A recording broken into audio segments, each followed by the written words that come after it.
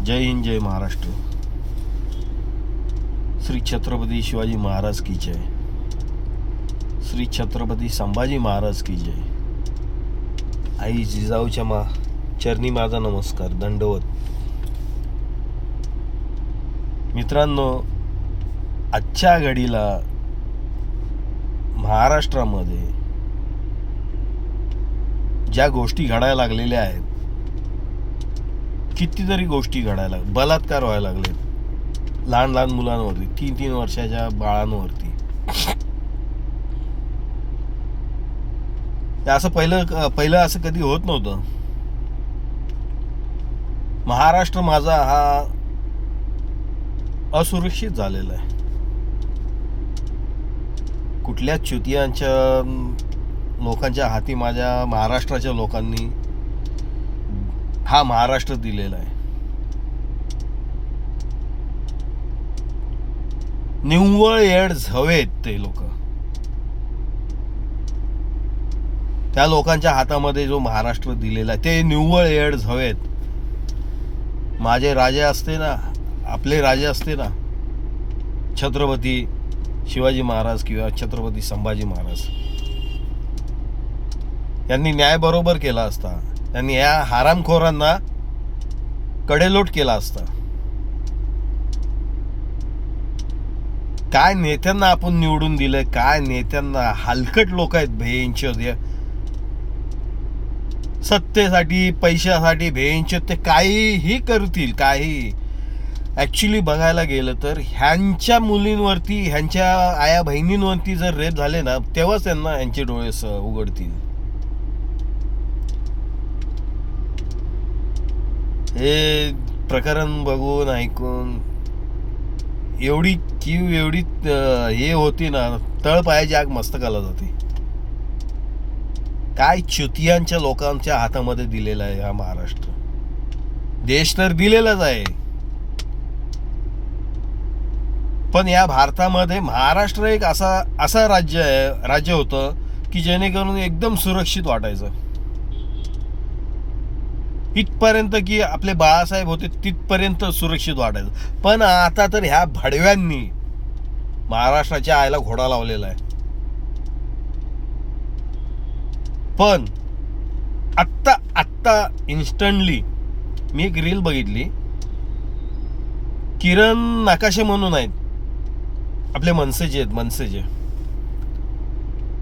आदराने मी आपले बोलतो, मनसेचे राज साहेब पण आपलेच म्हणणार मी आदराने. कारण लोकांना दुःखामध्ये फक्त मनसेच आठवते.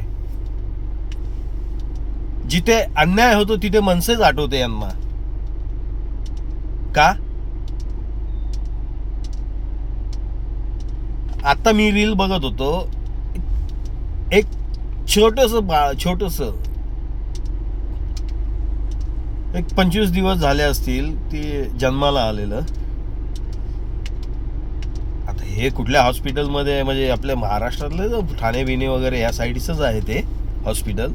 तो डॉक्टर ते बाळ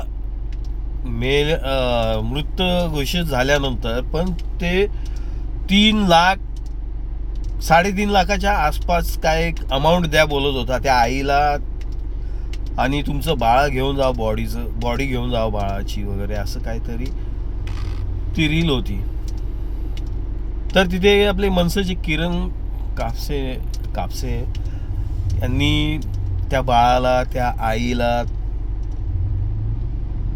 जो न्याय दिलेला आहे, चांगला, खूप चांगला. रील मला आवडली भावांनो. कधीतरी इनकेस तुमच्या नजरेत येईल वगैरे. मग मी काय बोलतो, माझ्या मते तरी जर मनसे आपल्या राजसाहेबांची जर पार्टी जर, म्हणजे मग तिथे अविनाश जाधव असू देत, राजू पाटील असू देत, किरण भाऊ असू देत, हे जर अडचणीमध्ये जरी येत असतील तर का आपण त्यांना निवडून द्यायला नको? का त्यांना चान्स द्यायला नको? का? अरे कुठेतरी तो आशेचा किरण वाटतो मनसे. का देत नाही तुम्ही लोक? प्रत्येक ठिकाणी मनसे उभी राहते, रात्री अपरात्री, वेळ काळ काही बघत नाही, गरिबाच्या पाठीशी उभी राहते. मग भावांनो माझ्या, मग मनसेला का नको मत द्यायला? ह्या भडव्यांना का द्यायचं? ह्या भडव्यांनी आपली घरदारं उद्ध्वस्त केली. आता ते बघितलं तुम्ही, ते आपलं आदिवासी लोकांना, माझ्या कोळी बांधवांना बेघर केलं. कुठला तो बीजेपीचा तो याड झावा, तिथे संरक्षणाला असलेले ते पोलिसांनी त्याला तिकडे त्यांना न्याय मागवायला जाऊन दिलं नाही त्यांच्या घरी. ठीक आहे, हरकत नाही. आणि रिझन काय सांगितलं? 4 धाम यात्रेला गेलाय तो बीजेपीचा. तो कोण आहे तो? अरे तुझ्या याची गांड, तू बेंचो 4 धाम यात्रेला जातोयस, तू बेंचो इकडे लोकांची घरं पाडून पाप करतो आणि तिकडे बेंचो 4 धामला पुण्य कमवायला जातो का रे भडव्या? हा, अरे ते घरं जी पाडलेली तुमच्या बापाची आहेत का रे? अरे एक एक घर जरी बनवायचं, एक एक वीट जरी रचायची असली ना, तर गरीबाचा असा घाम गळतो, घाम. आणि आई जावड्यानं तुमच्याकडे एवढी प्रॉपर्टी आहे, काय खड्डे खांदले काय रस्त्यावरती जाऊन, की गटरातले नाली खोदून ठेवले? भिका मागायला वोटिंगच्या वेळेस कसे येतात रे दारामध्ये?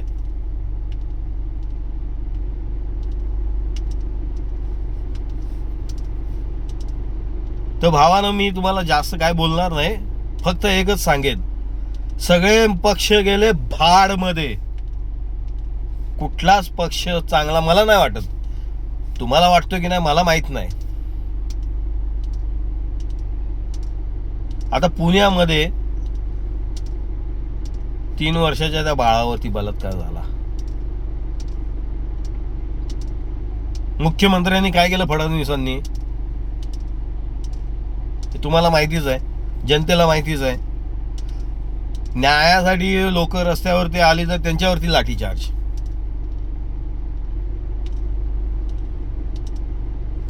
युपी मध्ये नवरा बायको एका बागेमध्ये बसले होते, तर एका बीजेपीच्या विधायकाच्या मुलाने तिच्या नवऱ्याला डांबून त्या बाईवरती बलात्कार केला. ती बाई पोलीस स्टेशनला गेली, तेव्हा तिची केस घेतली नाही, तर पुढे तिने वरती जाऊन कंप्लेंट केली. तिथले कोण एसीपी डीसीपी जे असतील त्यांनी हे प्रकरण वाढून त्यांनी ते योगी साहेबांकडे घेऊन गेले. योगींनी बरोबर न्याय केला. न्याय असा केला की त्याला गोळ्या घालायला सांगितल्या ज्याने बलात्कार केलेला. हे आपले युपीचे मुख्यमंत्री आणि हे महाराष्ट्राचे मुख्यमंत्री,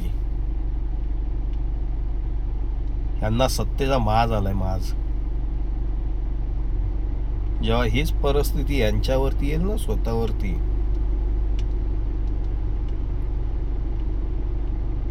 तेव्हा लगेच कशी काय त्यांना न्याय स्वतः करून घेतील, न्याय मिळवून घेतील. ते ज्याने अपराध केला त्याला फाशी देतील, फाशीची मांग ठेवतील.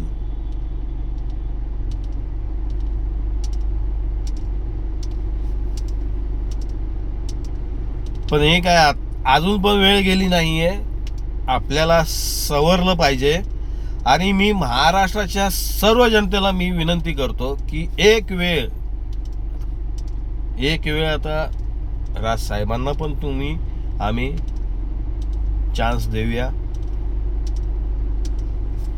महाराष्ट्राच्या माझ्या सर्व बांधवांना, सगळ्यांना माझं सांगणं आहे,